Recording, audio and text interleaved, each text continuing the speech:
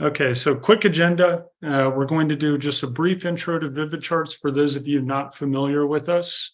We want to talk about why automated operational reporting does not equal analytics. And then we'll dive into the 3 Ds of AOR. It'll make a little more sense when we get there. The benefits of AOR for your stakeholders. And lastly, we'll cover the 3 core types of automated operational reports. And we'll also follow up with a brief demo, just giving some examples of each of those core reports at the end. Awesome. And to set the stage a little bit on who VividCharts is, it's important to spend some time on the partnership that we have with ServiceNow. So VividCharts is a ServiceNow plugin that installs directly in your instance as a customer. So all of the data and application lives entirely in your instance. And we're part of ServiceNow's formal, what they call their build partner program. So we provide a product that sits on top of their platform. We point our platform at a variety of key functional areas, including SPM, ITSM, MSP use cases for customer-facing reporting. But across the board, the ultimate goal when we talk about automated operational reporting is giving you time back in reporting scenarios that are being produced manually today. So everything you hear conceptually today is going to be to talk about what are the points and times in our daily operations, weekly operations, where we are having to manually produce reports that are largely driven by data that lives in ServiceNow, and how do we provide the easy button directly out of the platform in those scenarios. So wanted to give a little bit of context on the partnership, kind of where we sit in a customer's instance, so that'll kind of help you understand the concepts today and think about your own organizations. And I also want to, Mitch, kind of cue you up, because even before VividCharts, you were helping customers solve this problem in a slightly different way. So we'd love to hear you kind of give some background into why you started VividCharts and what life was like trying to solve this before, launching our company.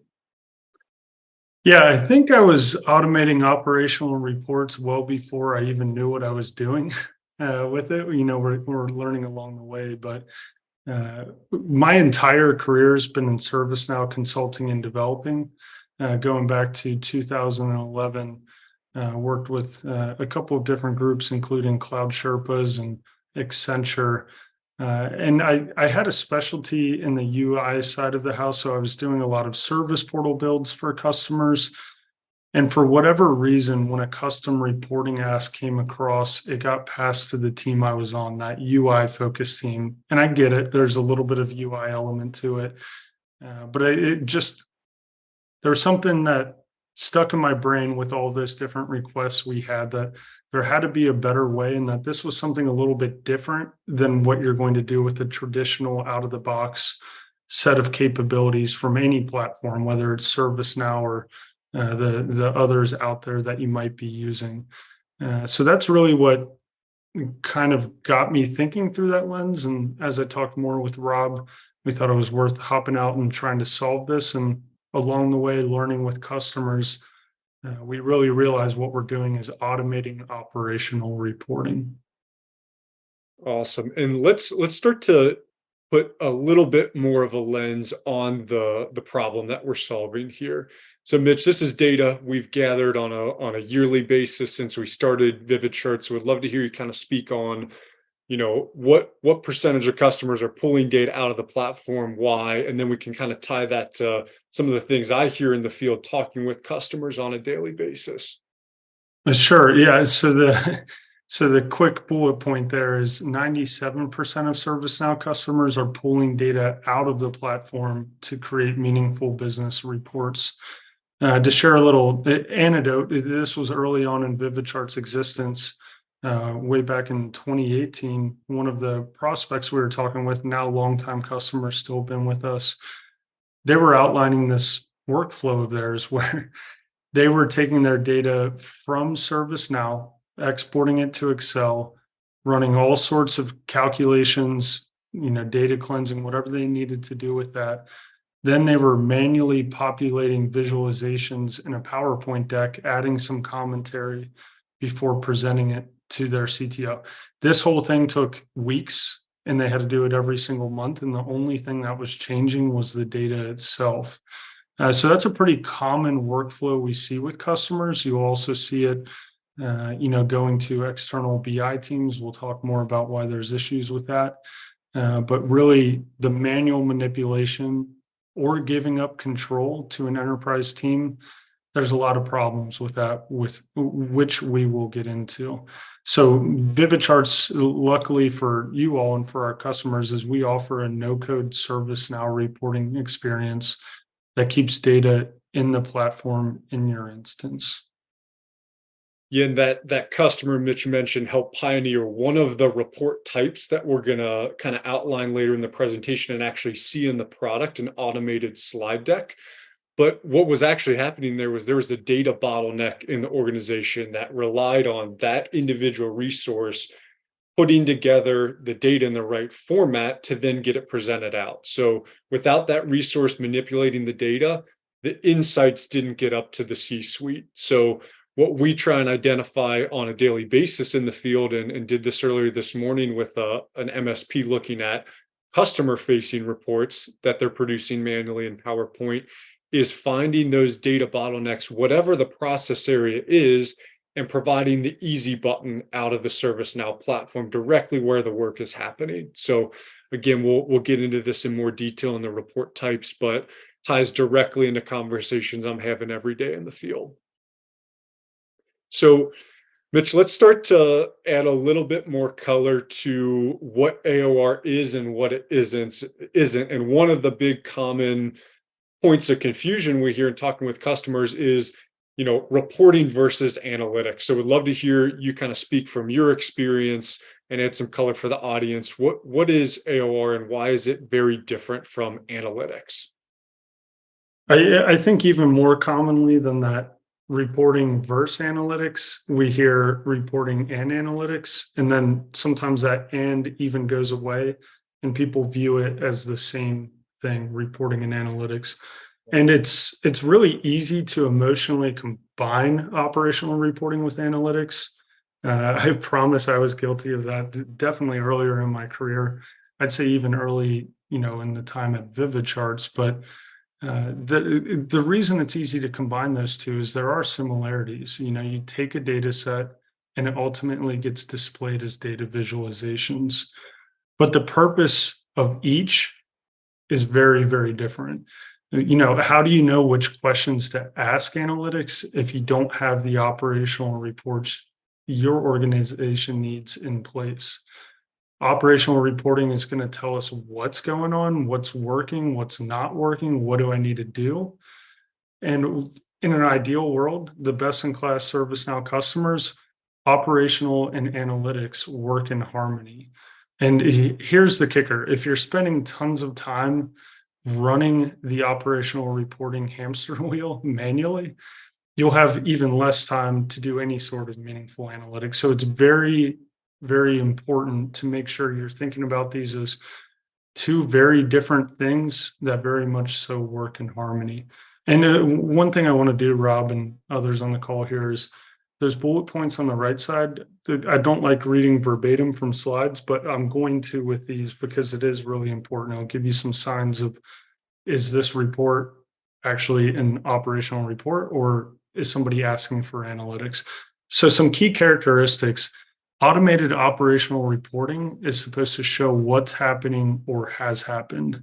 It lets you organize and present data in a way that's easy to consume. It lets you track business data at periodic intervals or even in real time. You're just tracking what's going on. And the end product is ultimately pushed to users for consumption.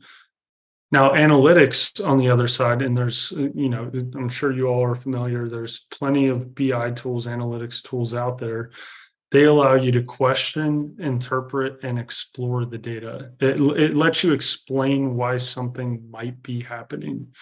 It also lets you gather insights for data-enabled decision-making.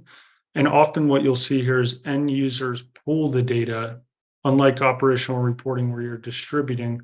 The end users are pulling the data, getting into it, and they're finding answers that they need. They're not getting those answers served to them necessarily.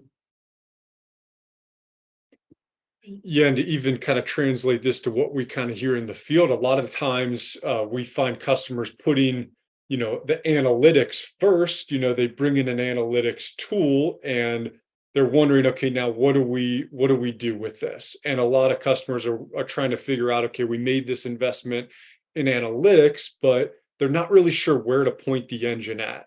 And so what we find when we come in the picture, we start to look at, okay, what's the operational reporting cadence? Start pushing that out, and you'll start getting questions on where to point the analytics engine. So there's definitely a dotted line here, but we find a lot of times analytics gets put first, right? And then there's a bit of confusion on what do we actually point this thing at. So what we're going to do next is kind of double click on the operational reporting piece of this and kind of the unique characteristics of that and kind of how it can lead to, hey, here's where we should point our analytics engine. So let me jump to the next slide here.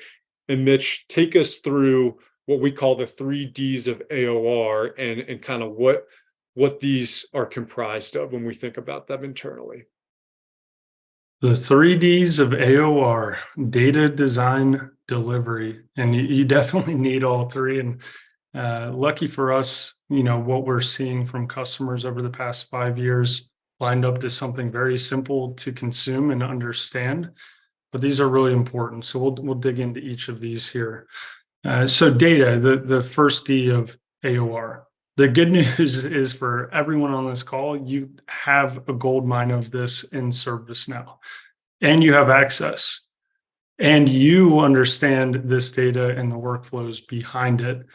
If you're thinking about offloading creation of reports to a generic team or an enterprise team within your org, you have to ask yourself, are they the ones ultimately responsible for presenting the final product? Are they walking into that stakeholder presentation? Are they held accountable for it? Do they understand the nuance of the ServiceNow data like you and your teammates who are in ServiceNow every single day do? So data is very important when it comes to automated operational reporting, not just the access to it, but the understanding of it. And that moves us into design. When it comes to presenting, the person responsible for the operational reports needs the aesthetic control. They want to present something they're proud of. They don't want to, be presenting screenshots of disparate reporting tools plopped all together in one PowerPoint deck. They want this to be something that pulls people in. You're trying to tell a story with this data of what's going on, and you need the design to be able to effectively tell that story, or you're going to lose people in the process that you're trying to deliver it out to. And the last one, delivery. So your stakeholders will not care about the work that goes into a report if they never see it. You need to meet the stakeholders where they are. And that's why reports are often, built manually in PowerPoint, because that's ultimately how they're going to be delivered. And that's fine. I agree with that logic there, and I understand why it's happening. But it's very important to make sure you have the means and the capabilities to deliver what you're actually putting out there effectively to the people who could run more efficiently if they had access to these operational reports. So again, you need all three of these, and more importantly, the person responsible for the report needs control of all three. At VividCharts, we talk about these 3Ds every day and consider them when we're making product decisions. So if you remember nothing else about automated operational reporting, try to remember the 3Ds. And with VividCharts, and we'll see this a little bit in the demo, but just to give a quick bullet on each and how we think about it in our product, we can address all three of these. So data, we live directly in your ServiceNow instance as an operational reporting layer. We are in the same place as the data and can pull directly from tables, database views, PA. We even have pro code collection scripts available for people who like to take advantage of those. So we've got the data piece down cold.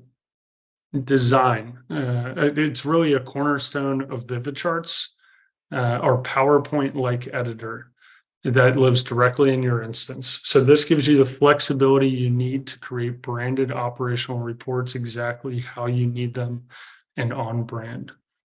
And finally, delivery. You can deliver these operational reports directly in your ServiceNow instance. You can give the people who are coming to them the ability to click into the underlying data if they want to see an out-of-the-box ServiceNow list of the data for whatever reason, take action. You could do that. Or going back to the PowerPoint example, if that is truly the best way to get this in front of customers, we could do that too. We could export the whatever view you have into a what you see is what you get, PowerPoint or PDF deck. And again, I just want to call it out one more time. You need control of all of the 3Ds. If you try to offload any of these, there's a good chance you'll run into some problems when it comes to distribute or present that report. Yeah, and if you're out there in the audience, just think about a manual report that you know is fed with ServiceNow data and put together manually. Which of these is driving that as a manual effort? Is it a data problem, a certain design or aesthetic that you need, or is it the delivery that you need to get it to the right audience in the right format? So this is what we work through when we talk with any prospective customer. It's where are you seeing the manual reports and which of these is driving it, because these are the ingredients to give you the easy button. So once we do that, we can start to step into, okay, And this is what it takes to get the easy button, but what are some of the outcomes we're trying to drive as a result? So Mitch, again, just kind of take us through as we work with customers, what are some of the outcomes we've seen, result as you're coming out of an automation effort on an operational report. And Rob, can you please go back to the last slide and just one more point on the delivery I wanted to touch on? It's specifically around the PowerPoint piece, knowing we have that capability in there. We try to make that as frictionless as possible because we know the value we're actually bringing to our customers isn't necessarily that PowerPoint deck or how it's getting to people. We're going to try to make that as easy as we can, regardless of which path makes sense for a customer.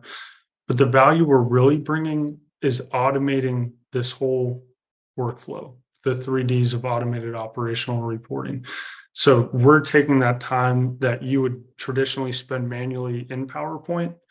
We're going to set it up so you don't have to do that going forward. And then if PowerPoint does make the most sense to distribute the data, that's great. We'll make it easy. We'll automate that workflow. Sorry about that, Rob. No, you're good, and allow you to be agnostic for whatever your stakeholders or end customers prefer. You can deliver it that way. So it's about making that happen and making it easy. And yeah, so if we kind of step to the next step in the process, post automation, what are we ultimately trying to drive, Mitch, and what are we seeing? Yeah, so we'll talk about the hard benefits, the hard dollar savings next, but these are really the important benefits that the champions of VividCharts that are customers, this is what they're really going for. Like they're making the business case with the dollar savings from time savings, but this is what they're trying to accomplish with VividCharts. So there's three core ones here. There's many more, but the three core ones we see are increasing your ServiceNow user adoption, data transparency for all stakeholders, and enabling agile strategic planning. So if we just talk for a second on each of these, when you think about increasing your ServiceNow user adoption, we see this all the time. How tough can it be to get your user base to log into ServiceNow just to keep everything up to date or do whatever approvals they need to do? Now, how much tougher is it to get them to log into ServiceNow to keep records up to date if you're asking them to then turn around and do it manually in PowerPoint? So now they're duplicating data manually, and they're not going to view this as a tool of efficiency being ServiceNow. So it's really important to a lot of the teams we work with. Next, the data transparency for all stakeholders. So, you want to give people always live and on-demand operational reports. They shouldn't be dependent on some manual and convoluted process to get the data what they need. This should be something that is always live. It's automated. It's not going to take a huge lift to put something together. They shouldn't have to come to you and ask a question about what X, Y, and Z look like right now, and then you have to turn around and go calculate it.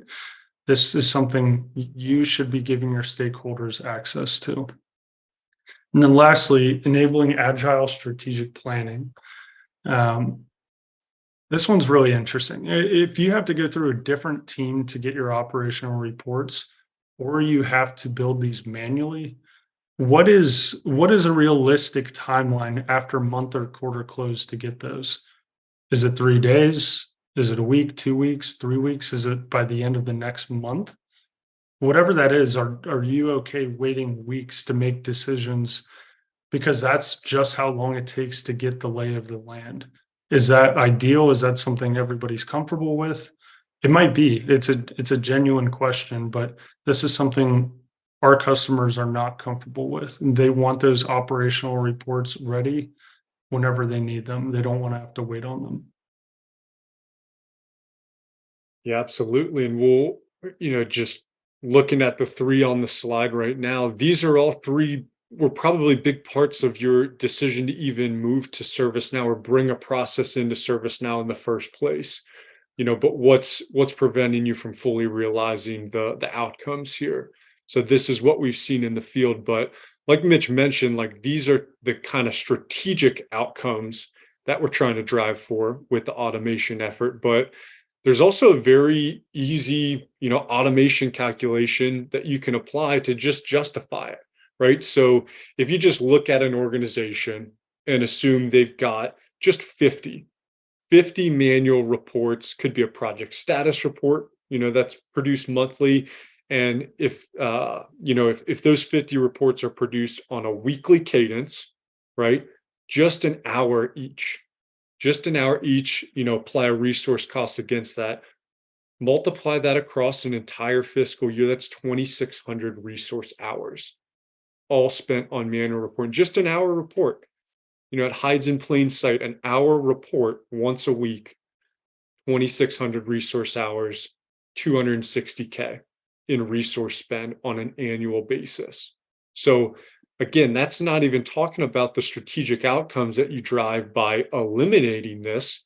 You still get the strategic benefits over here, but there's always a logical justification that's needed to go out and make an investment to automate. Same thing with automating things with the rest of the ServiceNow platform. So really, really easy to make this justification and allow your organization to realize the strategic benefits and then repurpose this time to more meaningful, more strategic work and initiatives internally. So this really becomes a really straightforward way to articulate the why behind an automation effort related to reporting, complete the rest of the workflow.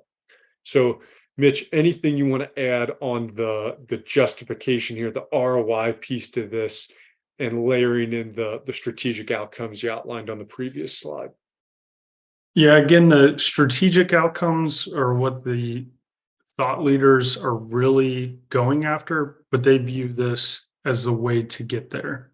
They know this is what the business needs to see, and oftentimes they'll jokingly tell us this is a sort of an IQ test when they're going through this because the cost savings alone could stand on their own, but they're really looking for those strategic outcomes. For sure. Okay. So let's start to get a little bit more tactical, and this will be the last slide we look at, and then we're going to jump into each of these concepts in the VividCharts product itself to show you how. But let's start by talking about the three different report types that we work with when we're operationalizing the AR concept with a customer. So the first is going to be the most familiar when you think about other reporting tools out there. And this is the lens every reporting tool out there, views reporting through, but they're missing the second 2 over here, 2 and 3. So advanced dashboards, we're going to look at an example in the VividCharts platform today, but this is the self-service view, right? Build it once and let it open up to your end users to get the answers they're looking for out of the data.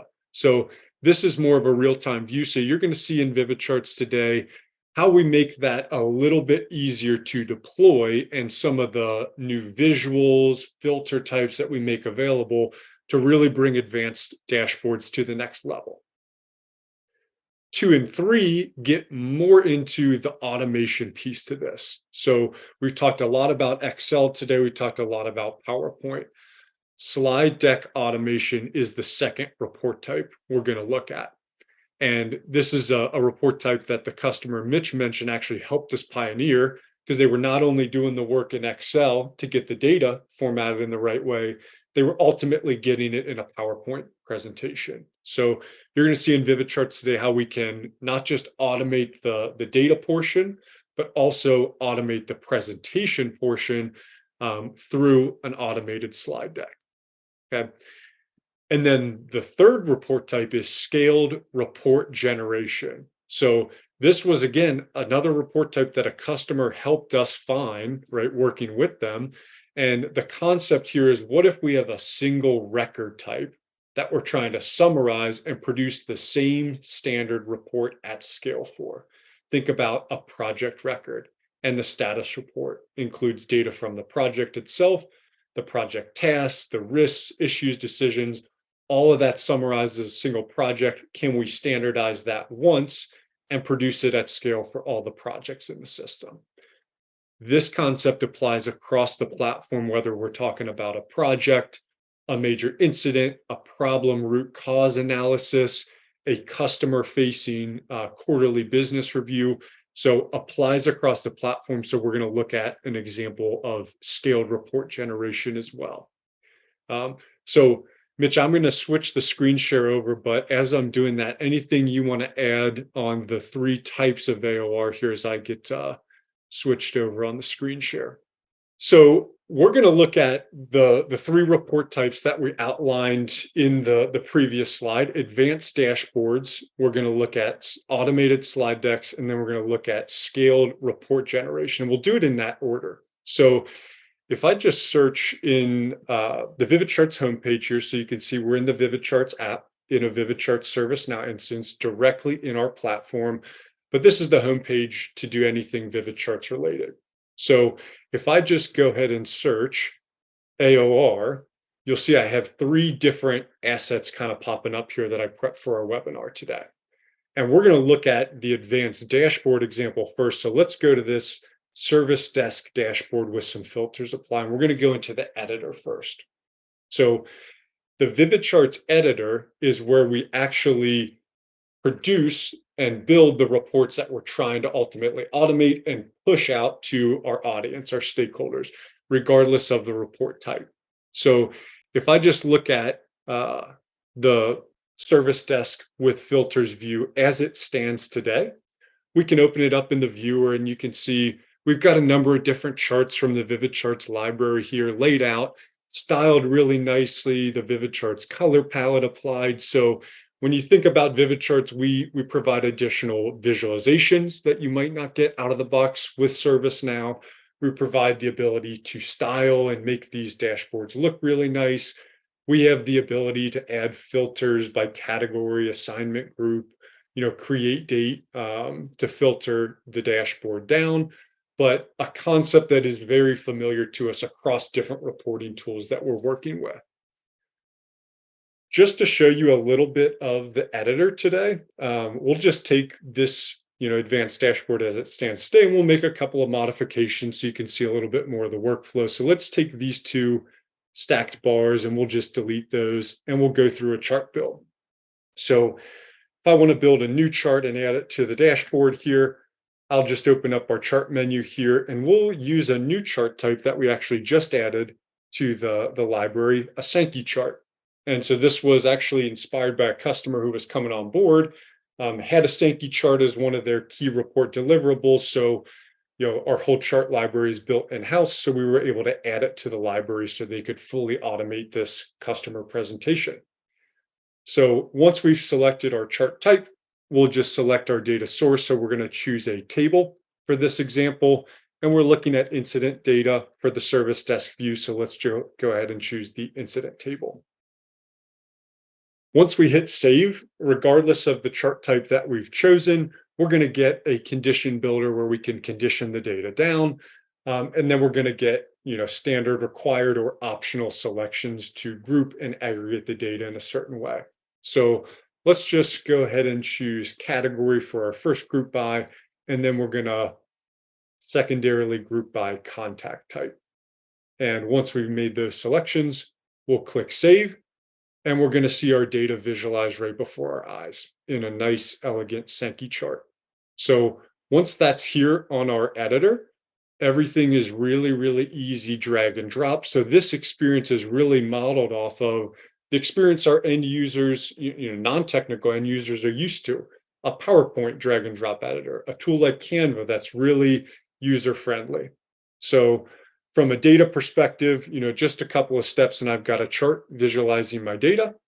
And if I open up our style menu here, you'll see the styling is pretty straightforward as well, where I could decide I could just toggle this title off if I don't want it. I could switch the chart colors over here. You can see we've got a nice set of VividCharts palettes. So we'll apply one of those. And then we can decide, do we want to make the container a nice white background like the rest of the charts? So with just a couple of clicks, we've added a new chart to our advanced dashboard. We could click save, publish that out. And then if we go into the viewer again, we're going to see our updated view showing our nice Sankey visualization here. So just starting to show some of the workflow to actually create the different report types, ultimately in the spirit of automating an operational report. So this is a dashboard style report. What we're going to jump into next is when we need to take the things we love about an advanced dashboard, i.e. the charts and visuals fed directly from our source of truth, ServiceNow, and what we really love about a PowerPoint presentation, the ability to tell a story with what's going on at the operational level to an executive audience or key stakeholders out there in the business. So let's go ahead and jump back out to the VividCharts homepage, and we'll look at the second report type, an automated operational slide deck. So we'll search AOR, and then you'll see I have this IT KPI review here. So let's go ahead and select that, and we'll go into the editor, and we're going to see quite a different look and feel on the first slide here. So this looks like the opening to a PowerPoint presentation, and that's really what it's modeled off of. So we're not looking at any charts on this first slide. We got a VividCharts logo here. We've got some free text added here, where if I open the style menu, you can see we're looking at June 2023. But when July comes around, it's just as easy as making that update in the text editor. So this is the, thinking back to the 3Ds, the data, the design, the delivery, right? This is the design portion. This is part of the reason we end up in PowerPoint, to get a storytelling interface. So slide one here, we're looking at just setting the stage. What are we going to do? We're going to review our IT KPIs for the month of June or the month of July.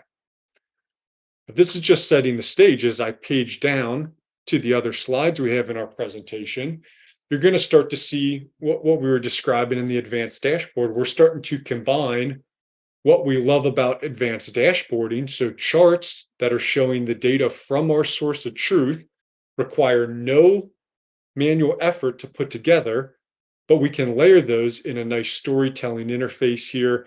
And again, we can add context from the operational level. So, executives and stakeholders, they don't want to see the data and interpret it on their own. They want to be told by the operational teams, here's what's going on and why, right? Here's what happened. We analyze the data, and here are our findings as an operational unit. So as we page through, we can see just a couple of different slide layouts that are showing different charts in the VividCharts charting library. where we can even have, templated slides that break things down by individual departments. So these are really common dynamics that we see in working with customers on a daily basis. We'll pull up their manual PowerPoint presentations and we'll just start to go almost one for one a lot of the times, producing what they have in PowerPoint in VividCharts, but the data portion is automated in addition to the design.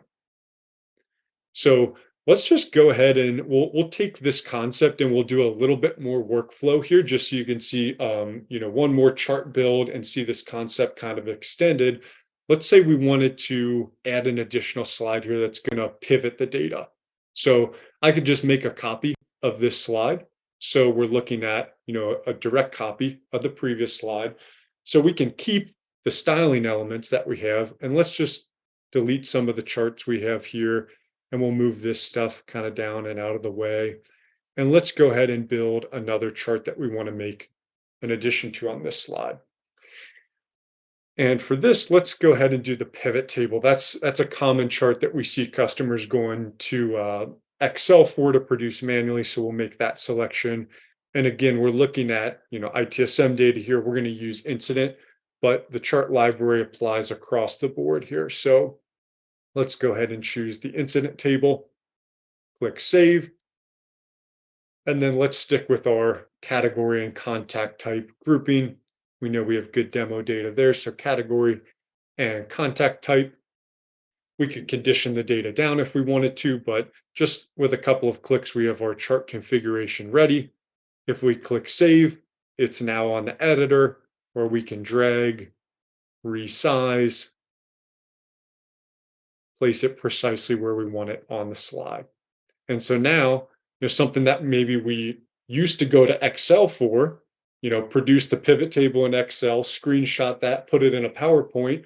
With a couple of clicks, we've avoided all of that manual effort. We've got our pivot table directly driven by our source of truth data in ServiceNow, and it's in our nice standardized presentation format here. So again, just like with the advanced dashboard, I'll just save that, click publish, and we can go into the viewer and we have our full IT KPI presentation automated and ready to go. What's really nice here from an operational perspective is as you're presenting, right, you can turn click through on for the charts. So maybe in the meeting, you want to drill in and actually analyze the data a little bit more. With the data right at your fingertips, you could click and drill in directly to the underlying data, right? So really takes your operational reviews to the next level, adds a real-time or direct access to the data dynamic to the meeting. But then if you need to share it or store it as a flat file coming out of the presentation, it's a one-click download to PowerPoint, where VividCharts is going to export that one for one, where you could combine it from other slides with other teams and other platforms. But the ServiceNow portion is fully automated here. So that covers our second report type from an automated operational reporting standpoint, automated slide decks. We're now going to start to look at scaled report generation, which is going to look at a single record type, building a template with the same set of tools, and then producing at scale for all the records in the system. So let's again go out to the VividCharts homepage here. We're going to click search AOR here, and then we're going to look at a project example for this. We've looked at two ITSM service desk examples.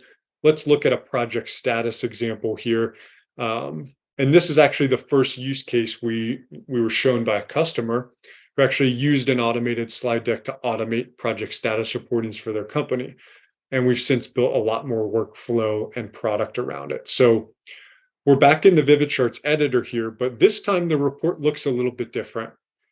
It looks a lot more like a field-driven PowerPoint slide deck that would be, copied and pasted from the project record. So if we just kind of start to click around here, we're seeing some of the elements we've seen in the past examples, our logo. We've got shapes here to kind of add aesthetic control, but we're also looking at some new chart types here. So if I open up the data cog for this program chart, you can see we're pulling from the project table. And we've just picked which field we want to present here. So we're looking at program, but we could easily change that to portfolio if we wanted. Click save, and we've just updated that template. As we work our way down the report here, we're seeing data points from other related lists. So if I open up the data cog for this, we're looking at the project status table here. So that would be input by the project manager on a weekly basis. And just like with the last chart type, we're just looking at which field we want to visualize. Over here, we have the key milestones or project tasks, risks, issues, decisions. And if we page over to the next slide here, we're even seeing list charts that we're visualizing some of the same data from the first slide, but in a more detailed format.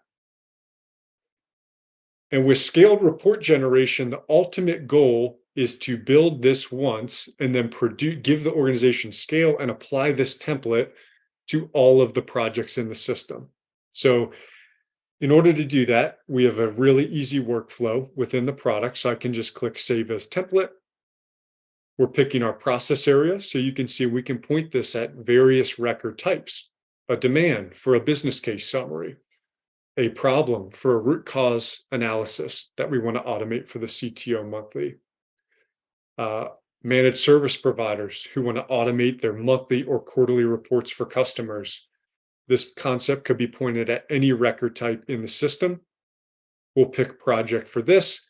And you can see we have out of the box field mappings already loaded here. But if we have a custom table in our instance that we've added to the project record, you could map those as well. You could choose different related lists to include on your status report. So full control here, but a lot of automation baked in to make this easy.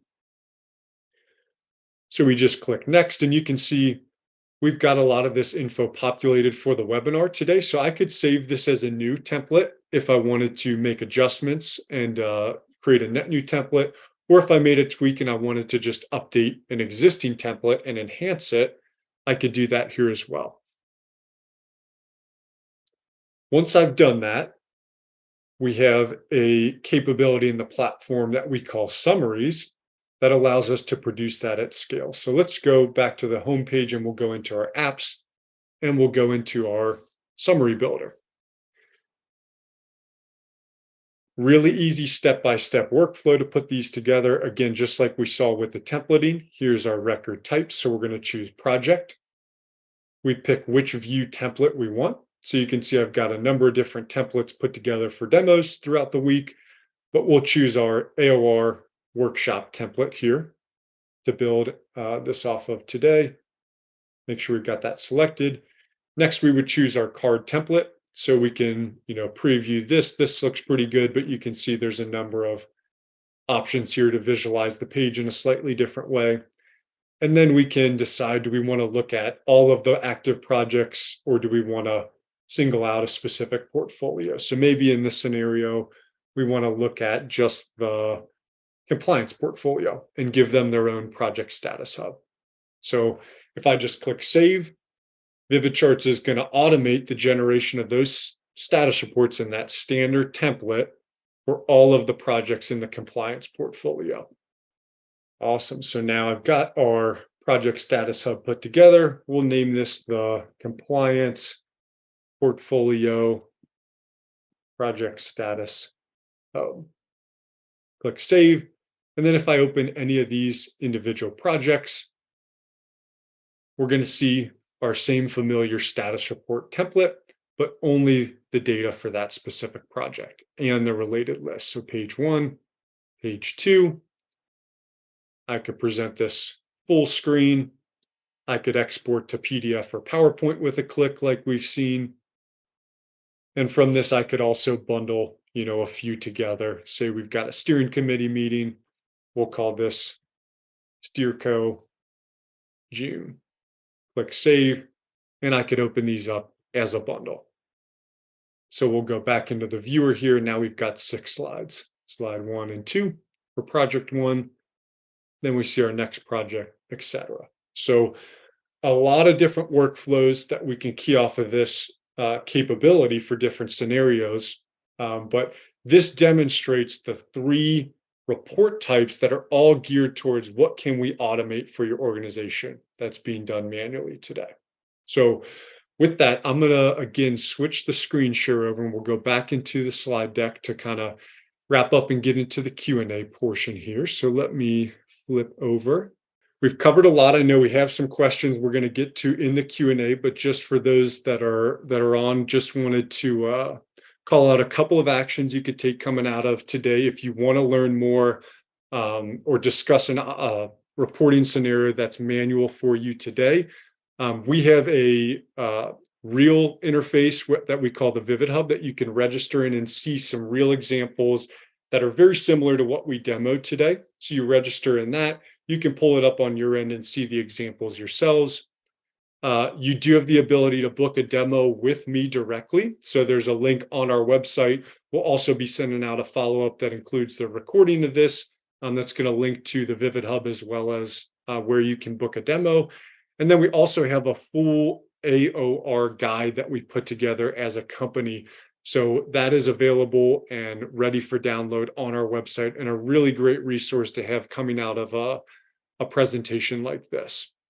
All right. And lastly, before we get into the Q&A, just wanted to kind of call back, and we've mentioned this a couple of times throughout the webinar today. Our customers have helped us create this category, right? They've shown us that there is a need for automated slide decks. They've shown us that there is a need for scale report generation driven from a record. So just want to really call out and thank our customers who have helped us get to this point and are continuing to help us evolve the product over time.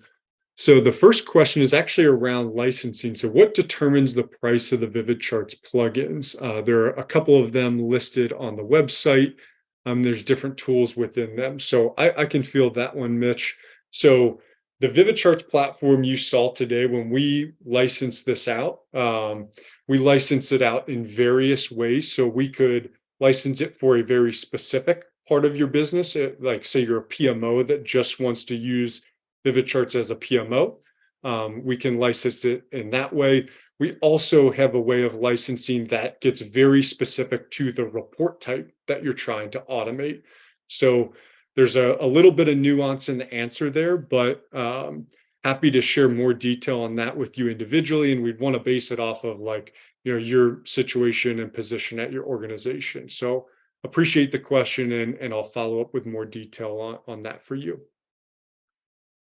Yeah, Rob, the next one is, can I see what the PowerPoint export looks like? I noticed you didn't open it up after downloading. Oh yeah, let's do that. So now we're sharing, this is the PowerPoint export. So just like in VividCharts in the editor, every element is its own element in PowerPoint. And as we page through, here are the 4 slides that we have, and the 5th that we added. And again, we'll share this out as a part of the follow-up coming out of the webinar. All right, we have another question. Is it possible to join in union tables to use for the charts? Rob, I could take that one. It's kind of a 2-part question.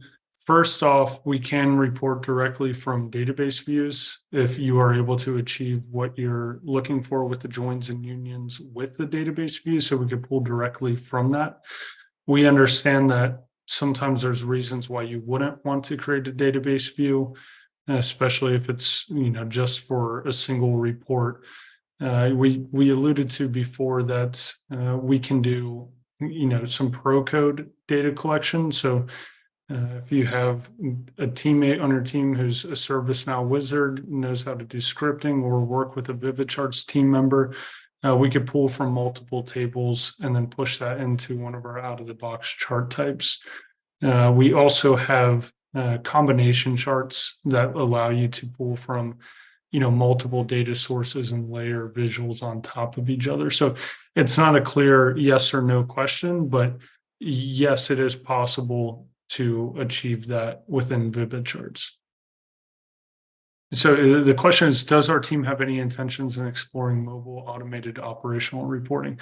So this is something that we actually used to solve for, and we actually did it because someone on the ServiceNow side knew it wasn't really on their roadmap. So they asked us if we could do that. And we have done it in the past. And frankly, I think the reason we don't do it right now is we just don't get asked about it often. But we'd love to hear more about that use case because we know it is feasibly, technically feasible. So that is something we could definitely take a look at. Okay, Rob, another question. What does the process look like to hook VividCharts up to our instance? I know you go through a lot of these, so I'll let you answer this one. Oh, it is super easy. So I mentioned the partnership and partner program we're in with ServiceNow. So they make things really, really easy for customers. There's a ServiceNow store, so store.servicenow.com. You can find VividCharts in there. And once you come on board as a customer, it's a couple of clicks going through their install process to actually accept the entitlement of the plugin in your environment. And then you flip over to your instance and you actually complete the install in whatever environment. So you could go all your environments at once or kind of start in a dev or test environment first. So short answer is ServiceNow makes it very, very easy for our customers to get the app installed, just a couple of minutes. Awesome. And the last one I'm seeing right now, feel free to keep sending them, um, is, let me pull it back up here. Can you use the report generation for root cause analysis reports? We are looking to automate ours. The answer to that is yes. So that's something we've done with many customers, and we actually have a few active prospects that we're looking at that exact use case with right now. So for the person that put that in, we'd be happy to look at what your RCA looks like today. And just like you saw in the demo with the project status example, we have that same report, but pointed at problem record in our instance today. So very common use case in our customer base and with prospects evaluating. So that would be a great one to look at in more detail with you coming out of the event here.